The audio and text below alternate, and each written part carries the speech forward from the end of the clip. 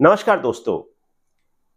स्वागत है आपका हमारे साथ एक बार फिर। आप देख रहे हैं एक चैनल जिसमें हम फंडामेंटल इश्यूज डिस्कस करते हैं मार्केट के बारे में।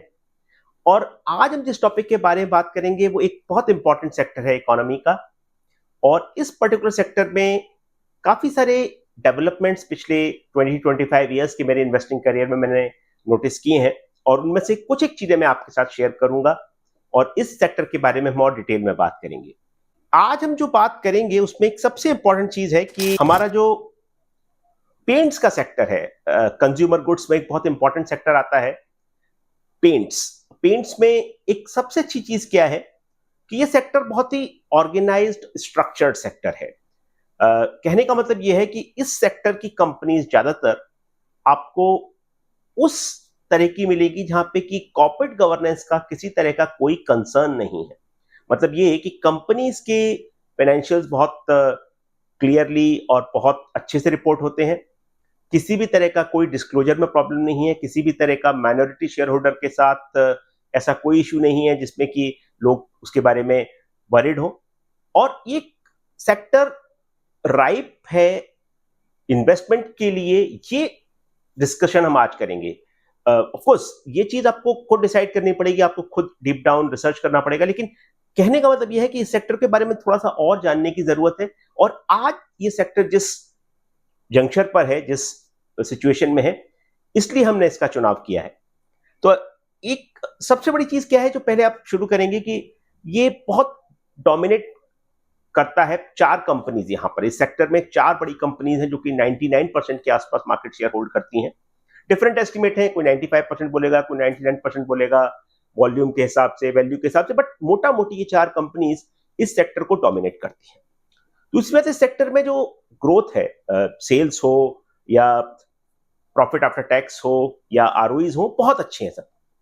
और एक और चीज जो इस सेक्टर के साथ है वो ये कि स्टॉक प्राइस के ऊपर थोड़ा सा इंपैक्ट चल रहा है। स्टॉक्स उतना अच्छा नहीं कर रहे हैं, और हम कुछ एक फैक्टर्स के बारे में और कंसिडरेशन देंगे और उनके बारे में देखेंगे, उन्हें विचार करेंगे कि उन पैरामीटर्स के आधार पर ये सेक्टर कैसा लग रहा है आजकल। तो क्या चीजें हम आज सीखेंगे? देखिए, पहली बात, टॉप 4 कंपनी इस सेक्टर में कैसे ऑपरेट करती हैं, वो कौन है, कितना मार्केट शेयर उनके पास है, फंडामेंटल्स में क्या कुछ चेंज हुआ है, और अगर स्टॉक प्राइस क्यों परफॉर्म नहीं कर रहा है, इसके क्या कारण है, क्या मार्केट को कंसर्न्स हैं, क्या मार्केट को चिंता है, और उसके बाद क्या ये सही समय है सेक्टर को देखने का। सेक्टर को देखने का मतलब आप कहां इन्वेस्ट करेंगे या नहीं करेंगे, उसके बारे में पहले आपको एक बेसिक स्क्रीनिंग या बेसिक एक आपका फिल्टर होना चाहिए, और क्या उस फिल्टर पे ये सेक्टर खरा उतर रहा है। बाकी आप इन्वेस्ट करेंगे या नहीं करेंगे, किस कंपनी में करेंगे, वो आपका डिसीजन है। आप उस सेक्टर को और ज्यादा, उस कंपनी को और ज्यादा डिटेल में एनालाइज करेंगे, बट मोटा मोटी ये चीज, क्या ये वर्थ है कि हम अपना टाइम सेक्टर को दें, क्या ये इन्वेस्टमेंट हमारे टाइम का इस सेक्टर में फिलहाल उचित है या नहीं, ये चीज के बारे में हम आज विचार करेंगे। तो पहले देखते हैं कि चार बड़ी कंपनीज जो है, Asian paints largest among the lot, लगभग 55 से 60% का मार्केट शेयर इनके पास है। उसके बाद हमारी बर्जर पेंट्स, तीसरा कंसाई नैरोलैक, और चौथा एक्जो नोबेल। ये कंपनी के नाम थोड़े से आपको अजीब लग रहे होंगे, ऑफकोर्स आपने नाम जरूर सुना होगा एशियन पेंट्स का, बट एक्जो नोबेल, अरे क्या है ये।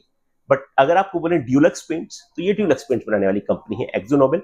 और कंसाई नैरोलैक है, नैरोलैक का तो आपने डेफिनेटली नाम सुना होगा, या बर्जर पेंट्स। तो ये चार कंपनी सेक्टर को डोमिनेट करती हैं जो यहाँ पे आप देख रहे हैं, और इनका मार्केट कैप, इनका जो करंट प्राइस है, वो सब आपको यहाँ पे दिख रहा है। 52 वीक का हाई और लो भी दिख रहा है, और सेल्स और पैट जो आप देख रहे हैं वो इस स्क्रीन पे आप देख रहे हैं। फिर उसके बाद देखें, ये सबसे इंपॉर्टेंट बात, जब कभी हम किसी सेक्टर के बारे में डिस्कशन करते हैं तो एक बहुत बड़ी चीज देखने की जरूरत होती है कि इस सेक्टर का इंडस्ट्री स्ट्रक्चर कैसा है, मतलब कि कौन कौन सी कंपनीज हैं, उनके पास कितना मार्केट शेयर है। तो वो चीज के हिसाब से सेक्टर में एक बहुत इंटरेस्टिंग चीज है जो आप चार्ट देख रहे हैं। ये पाई चार्ट में हमें पता लग रहा है कि एशियन पेंट्स लगभग 60% के आसपास, बर्जर लगभग 18%, कंसाई नैरोलैक 15%, और लगभग 7% के आसपास exo Nobel.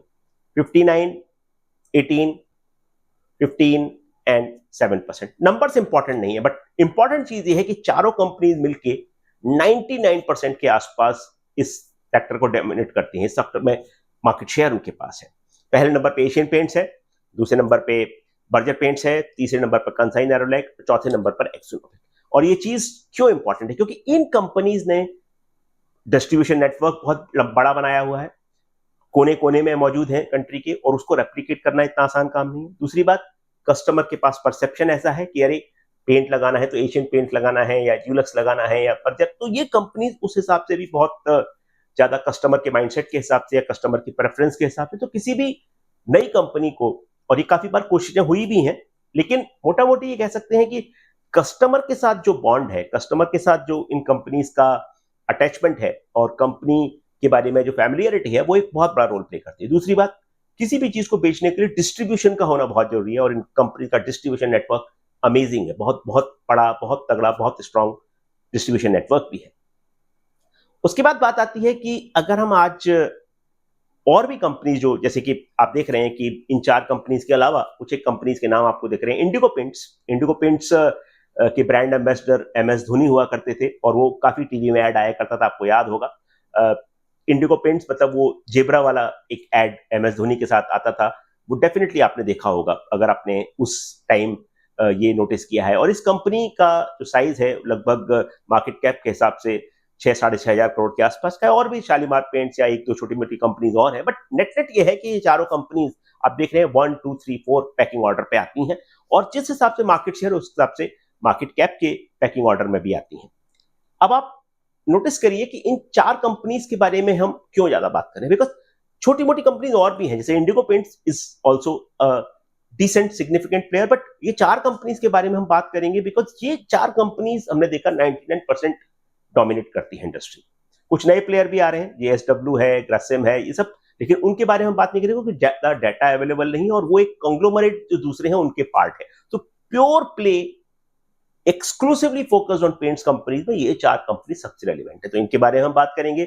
Asian paints, Berger paints, Kansai Nerolac और एक्सो नोबेल, जो कि ड्यूलक्स ब्रांड को मार्केट करती है। सबसे पहली चीज हम देखेंगे कंपनीज ने किया कैसा है, स्टॉक प्राइस कैसा परफॉर्म कर रहा है। तो आप यहां पे देखें स्टॉक प्राइस का जो परफॉर्मेंस है एशियन पेंट्स का और निफ्टी का, आप क्लियरली देख सकते हैं कि एक बहुत बड़ा गैप जनरेट हुआ है। पिछले साल भर का चार्ट है, जो आप ब्लू में देख रहे हैं वो निफ्टी है, और ब्लू में जो देख रहे हैं वो एशियन पेंट्स है, और रेड में जो देख रहे हैं वो निफ्टी है। रेड ऊपर है, मतलब निफ्टी बेटर किया है, एशियन पेंट्स नीचे जा रहा है, और ये रिलेटिव अंडर परफॉर्मेंस जो है वो काफी बड़ी हो जाती है। अगर आप देखें कि निफ्टी अगर 20% ऊपर चला गया और एशियन पेंट्स अगर 10% नीचे आ गया, तो जो गैप है वो 30% हो गया, क्योंकि -10% है एशियन पेंट्स का परफॉर्मेंस और निफ्टी का परफॉर्मेंस +20% है, तो जो गैप हुआ, डाइवर्जेंस जो हुई, वो 30% हो गई। दूसरा एग्जांपल बर्जर पेंट्स, ब्लू में बर्जर पेंट्स आपको दिख रहा है नीचे, रेड में दिख रहा है निफ्टी। यहां पर 15% बर्जर पेंट्स अंडर परफॉर्म कर रहा है, 15% नीचे चला गया है, और निफ्टी है अगेन 20-22% ऊपर, तो 35%, 35% के आसपास की अंडर परफॉर्मेंस है। मतलब ये आप देख रहे हैं कितना डाइवर्ज हो रहा है, ब्लू लाइन जो है वो नीचे जा रही है, रेड लाइन ऊपर जा रही है। अगला स्टॉक कंसाई नेरोलैक, ये स्टॉक है जो रिलेटिवली बेटर परफॉर्म किया है। कैसे? कंसाई नेरोलैक लगभग 10% नीचे गया है, लेकिन अगर हम निफ्टी के हिसाब से उसको कंपैरिजन करें तो अभी भी 30% के आसपास का गैप है। 21%, 22% निफ्टी ऊपर गया है और कंसाई नेरोलैक नीचे आ गया है 10%, तो 30% का आसपास का गैप बनता है। चौथी कंपनी एक्सो नोबेल, निफ्टी के साथ कंपैरिजन, और एक्सो नोबेल जो है इन चारों कंपनीज में सबसे बेटर परफॉर्म किया है। ये कंपनी लगभग 15% ऊपर, लेकिन फिर भी निफ्टी जितना परफॉर्मेंस नहीं है।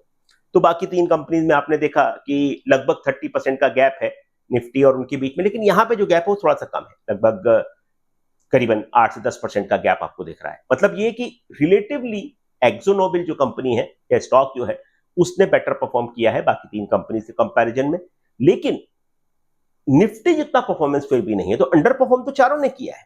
निफ्टी में पैसा अगर आपने साल भर पहले लगाया होता तो आप ज्यादा पैसा कमा सकते थे as compared to any of these 4 companies, but relative basis पे एक्सो नोबेल का परफॉर्मेंस थोड़ा बेटर है।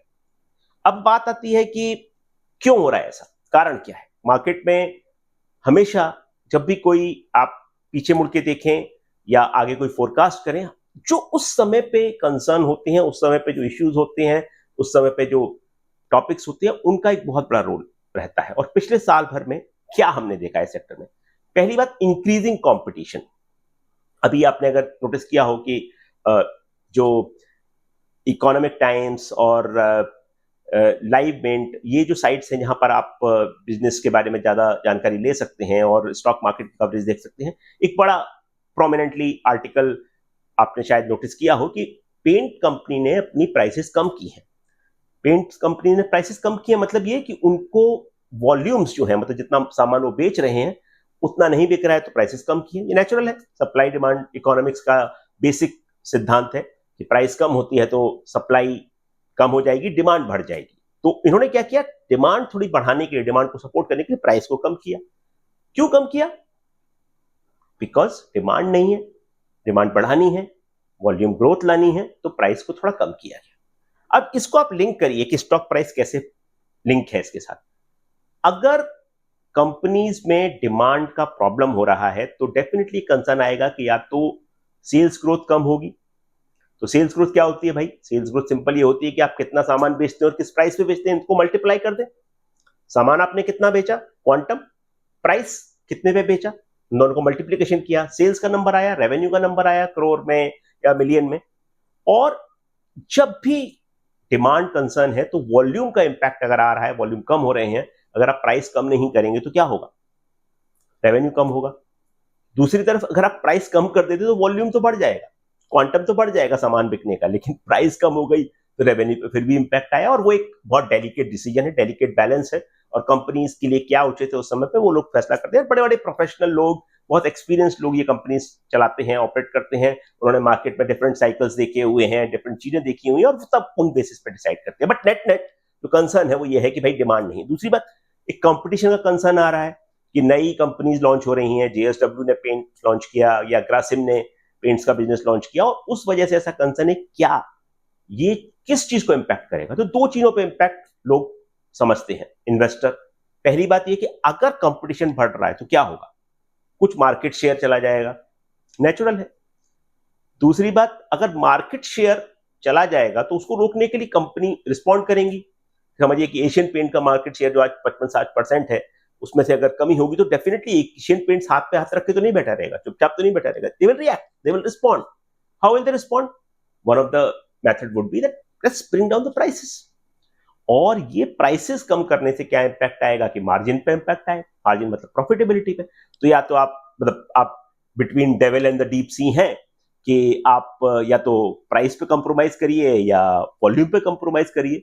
तो नेट नेट ये है, कंपटीशन से ये कंसर्न डेवलप हो रहा है, कंपटीशन के आने से, कि इन दोनों में से कोई एक चीज हो।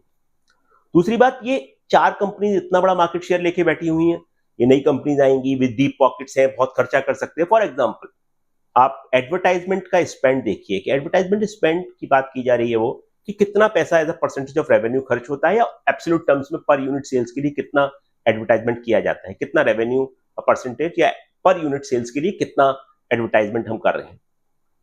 तो उस मैट्रिक्स के हिसाब से ये कंपनी, जो नई कंपनीज हैं, पुरानी कंपनीज की तुलना में 3 to 4 टाइम्स ज्यादा एक्सपेंड करेंगी। और ज्यादा स्पेंड करेंगी तो क्या होगा? डेफिनेटली आपको रिस्पॉन्ड करना पड़ेगा। आपको भी या तो एडवर्टाइजमेंट स्पेंड बढ़ाना पड़ेगा, या एज आई सेड कि प्राइस में थोड़ा सा हिट लेना पड़ेगा। तो ये जो इंपैक्ट की कंसर्न है वो आ रही है। और एक सबसे बड़ा सवाल जो खड़ा हो रहा है कि क्या सेक्टर का price to earnings ratio, P ratio गिर जाएगा, और क्या ये इंपैक्ट बहुत लॉन्ग टर्म तक रहने वाला है? अब ये तो चीजें हैं, हमको सब पता है, ये जो मार्केट में जो हो रहा है ये सबको पता है। कुछ एक चीजें जो इन्वेस्टर शायद नहीं इस टाइम पे नोटिस कर रहे हैं या नहीं इस चीज को देख रहे हैं, वो ये है कि भाई आप आज ये रिएक्शन ले रहे हैं, आप ये आज रिस्पॉन्स दे रहे हैं, बट अगर आप देखें, एक मार्केट में बहुत इंपॉर्टेंट चीज कही जाती है कि ये साइकिल्स जो हमेशा ऊपर नीचे होते रहते हैं, लेकिन आपको ये भी देखना चाहिए कि हिस्ट्री से हम क्या सीख रहे हैं। तो हिस्ट्री से क्या सीख रहे हैं, ये चीज हम आगे बात करेंगे। अब पहली बात तो ये हुई कि भाई ये तो हमें पता है, और अब ये देखें हमें क्या पता नहीं। पहली बात, we don't know how market share will get impacted, but is it a new concern? देखिए, हमेशा जब भी पिछले आप 25-30 साल का इतिहास देखें या और भी पुराना देखें कि ये जो बहुत पुरानी बात है, 35-40 साल हो गए होंगे इस बात को, जब आईसीआई कंपनी पहली बार यूके की आई थी, आईसीआई पीएलसी यूके, और उस टाइम बड़ा कंसर्न था कि एशियन पेंट्स को बहुत ज्यादा या तो वो निगल जाएंगे या एशियन पेंट्स को बिजनेस से बाहर कर देंगे। जैसा कि कुछ एक चीजों में और देखने को मिला कि एक जब पेप्सी और कोक इंडिया में आए तो उस टाइम पे लगभग आज से 35 साल पहले, तो उस टाइम पे ये बात कही गई कि ये चीज बहुत बड़ा इम्पैक्ट होगा और जो पार्ले के कुछ ब्रांड्स थे लाइक लिम्का और थम्स अप, उन पे इम्पैक्ट आया और आज आप थम्स अप देखें वो कोक का ब्रांड है तो उनको बेचना पड़ा वो। बट वो पुरानी स्टोरी है, कभी और बात करेंगे उस बारे में, बहुत इंटरेस्टिंग स्टोरी है, लेकिन बात जरूर करेंगे। लेकिन फिलहाल अपने टॉपिक पर फोकस करते हैं। तो ये जो चीज है कि ये कोई नया कंसर्न नहीं है, ये अक्सर होते रहता है। ठीक है भाई, अभी आगे क्या होगा फ्यूचर न तो आप जानते हैं ना हम जानते, कोई भी नहीं जानता, न मार्केट में भी कयास लगाए जा रहे हैं, एक्सपेक्टेशन है, कुछ कंसर्न है तो डेफिनेटली उसका रीजन होगा। दूसरी बात, प्रॉफिटेबिलिटी पे इंपैक्ट आ सकता है, बिल्कुल आ सकता है, लेकिन क्या नए प्लेयर हमेशा इरेशनल रहेंगे?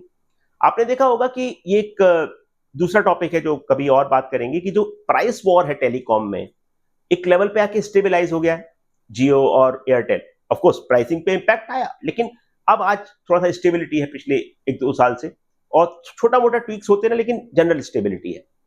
उसी तरह से क्या ये नए प्लेयर, चाहे वो JSW हो या ग्रासिम हो, क्या वो हमेशा एक्सेस स्पेंड करते रहेंगे? क्या वो हमेशा ये करते रहेंगे कि ज्यादा हिट लेते रहें, ज्यादा एडवर्टाइजमेंट स्पेंड करते रहें? May not be. तीसरी बात, जो एक सबसे बड़ा सवाल कि क्या ये नेगेटिव सेंटिमेंट जो है सेक्टर पे, क्या ये प्राइस्ड इन है? ये सबसे बड़ा क्वेश्चन है और ये आंसर करने के लिए 100% न तो हम जानते हैं, ना आप जानते हैं, ना मार्केट को पता है, लेकिन फिर भी एक कुछ तरीका निकालेंगे, कुछ बात करेंगे, कुछ कंपैरिजन करेंगे, कुछ पैरामीटर्स देखेंगे। लेकिन निष्कर्ष क्या निकालना चाहते हैं, कंक्लूजन क्या निकालना चाहते हैं कि क्या ये नेगेटिविटी, क्या ये जो सेंटिमेंट है जिसके बारे में लोगों को कंसर्न है, इन्वेस्टर जिसके बारे में वरिड हैं, क्या ये प्राइस्ड इन है? आपने देखा ना कि 30% का लगभग अंडर परफॉर्मेंस है निफ्टी के कंपैरिजन में तीनों बड़ी कंपनी का, और एक्सो नोबेल जो कि रिलेटिवली बेटर परफॉर्म की है, बट फिर भी वो भी 5 to 10% अंडर परफॉर्म की है। मतलब ये 30% का अंतर आ गया भाई। क्या प्राइस्ड इन हो गया? क्या और गिरावट आएगी, या ये चीज मार्केट ने कंसीडर कर ली ऑलरेडी? जो नेगेटिविटी थी वो पूरी कंसीडर हो गई। अब देखिए, ये जो चीज है इसको एक तरीके से देखा जा सकता है कि भाई हम इतिहास देखें, हिस्ट्री देखें, तो भाई क्या देखेंगे? प्राइस टू अर्निंग्स देखेंगे, फिर देखेंगे कि भाई ये ROE या फिर सेल्स ग्रोथ या पैट ग्रोथ कैसे हो रहा है। तो ये अब आगे बात करते हैं एशियन पेंट्स का प्राइस टू अर्निंग्स हिस्ट्री के कंपैरिजन में। ये जो आप जो बार देख रहे हैं ब्लू कलर के, ये बार जो है वो अर्निंग्स दिखा रहे हैं, और ये जो आप लाइन देख रहे हैं, जो ग्राफ दिख रहा है, वो प्राइस टू अर्निंग्स रेशियो दिखा रहा है। Price to earnings P ratio, मतलब प्राइस को अगर हम अर्निंग से डिवाइड कर दें, अगर 100 रुपए की किसी चीज की प्राइस है स्टॉक की और 5 रुपए की साल भर में अर्निंग आती है, तो क्या भाव हुआ? प्राइस टू अर्निंग्स भाव। प्राइस टू अर्निंग्स माने किस रेट पे वो स्टॉक ट्रेड कर रहा है। तो आप ये देखिए कि आज क्या प्राइस टू अर्निंग है पिछले 10 साल लगभग, क्योंकि 10 साल में मार्केट का कैरेक्टर बहुत बदला है। कैरेक्टरिस्टिकली आप देखें, जैसे एक हमने शायद पहले आपसे बात की थी, अगर आपने पहले की वीडियो देखी हो तो आपको पता होगा किस तरह से रिटेल इन्वेस्टर ग्रो किए हैं। जो 1 करोड़ से भी कम संख्या होती थी वो आज 15 करोड़ के ऊपर पहुंच गई है, और ये पिछले 7-8 सालों का ट्रेंड है। तो ये बहुत नए इन्वेस्टर आए हैं, बहुत सारी और चीज, तो कैरेक्टरिस्टिकली मार्केट थोड़ा सा चेंज हुआ है। बट 10 साल का अगर हम ग्राफ देखें तो आज जिस प्राइस टू अर्निंग्स पे एशियन पेंट्स ट्रेड कर रहा है वो लोएस्ट है 10 साल, या लोएस्ट के नजदीक है। पहली बात, 100 के आसपास का पी होता था, 120 के आसपास का पी होता था, और आज 50-55 के आसपास का प्राइस टू अर्निंग्स। ठीक है, एशियन पेंट्स हो गया, एक एग्जांपल हो गया। दूसरा बर्जर पेंट्स। अब बर्जर पेंट्स को आप देखिए, बर्जर पेंट्स सेम चीज है, बार जो है ब्लू कलर के वो अर्निंग्स है, और जो ग्राफ है, लाइन जो है, वो आपकी प्राइस टू अर्निंग्स रेशियो है, पी रेशियो है। इस कंपनी को आप देखिए, ये भी वही ट्रेंड दिखा रही है, पी रेशियो गिर के लगभग पिछले 10 साल के मिनिमम लेवल पर चल रहा है। ठीक है, 2 कंपनी हो गई। तीसरा कंपनी कंसाई नेरोलैक, इस कंपनी को आप देखिए, ये भी लगभग वही ट्रेंड दिखा रहा है। ये थोड़ा सा आपको यहाँ पे देखिए अर्निंग्स की फ्लक्चुएशन है, अर्निंग्स की वॉलेटिलिटी है, तो ये ग्राफ आपको स्मूथ नहीं दिख रहा है। बाकी 2 ग्राफ पहले के जो एशियन पेंट्स के और बर्जर के थे वो आपको स्मूथ दिख रहे थे, ये स्मूथ नहीं है कंसाई नेरोलैक का ग्राफ, क्योंकि अर्निंग्स ऐसे ऐसे हो रहे हैं। आप देख रहे हैं चार्ट, ये ब्लू कलर का जो ग्राफ बार है वो कैसे वेरी कर रहे हैं, एक कंसिस्टेंट ट्रेंड नहीं है, तो आपका पीई भी कंसिस्टेंट नहीं दिखा, लेकिन इतना पक्का है कि पिछले 10 साल का अगर हम कंपैरिजन करें तो उस 10 साल के कंपैरिजन में प्राइस टू अर्निंग्स आज लगभग न्यूनतम लेवल पे है, मिनिमम लेवल पे है। ओके, 3 कंपनी होगी, चौथी कंपनी एक्जो नोबेल, इस कंपनी का आप देखें पिछले 10 साल में लगभग ये कंपनी भी आज लोएस्ट लेवल पे है।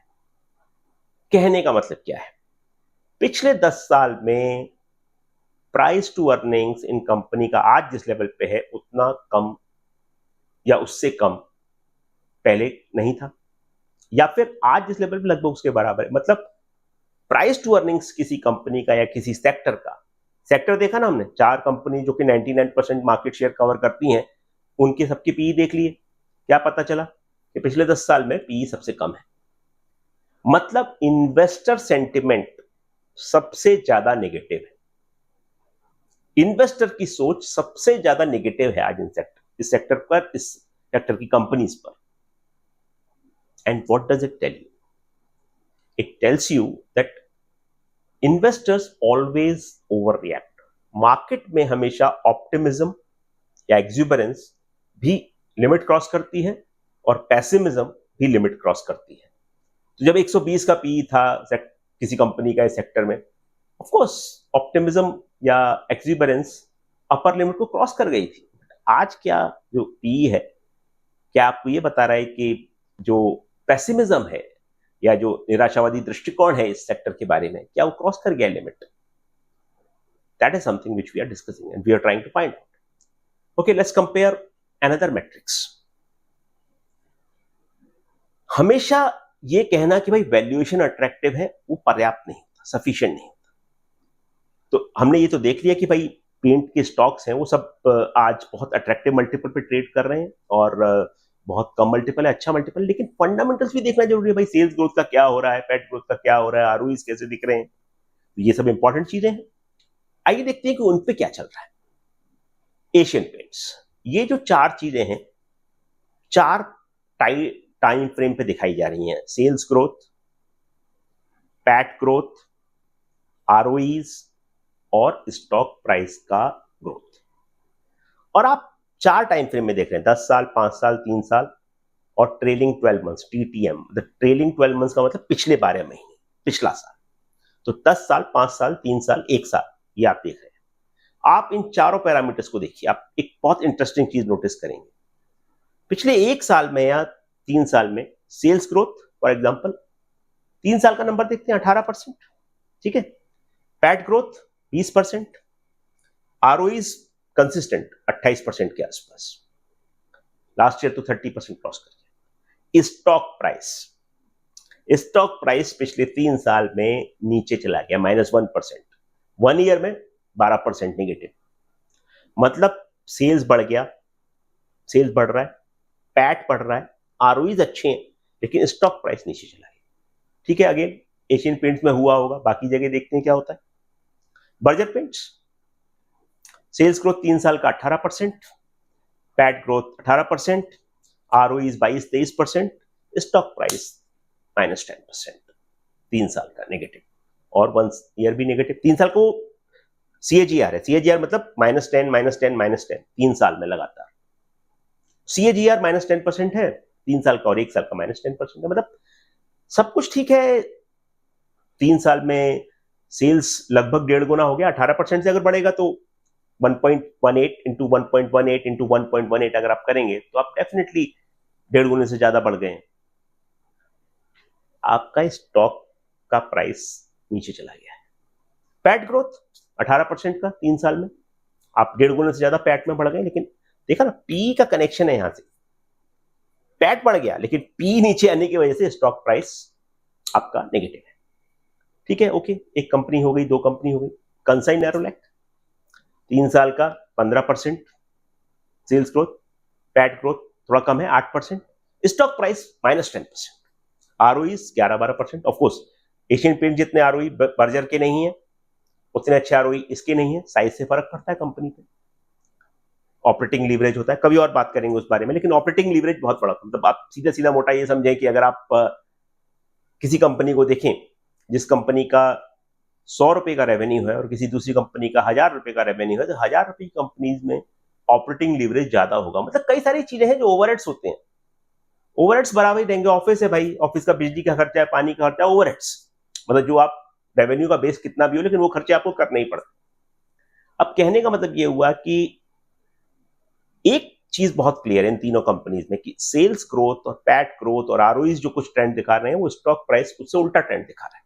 ठीक है, एक कंपनी और बचती है, उसे भी देख लेते हैं, एक्सोनोबिल।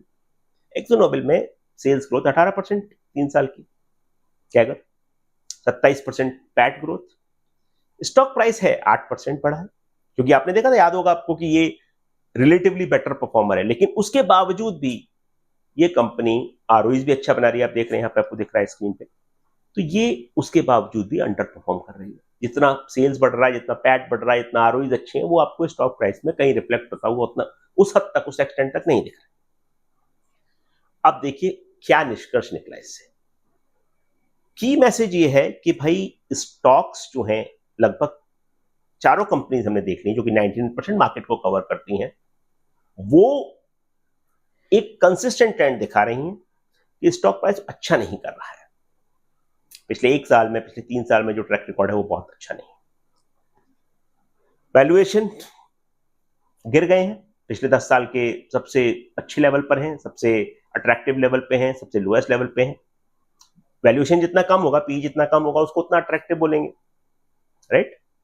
पी कम है मतलब सस्ते में मिल रहा है, तो अट्रैक्टिव है।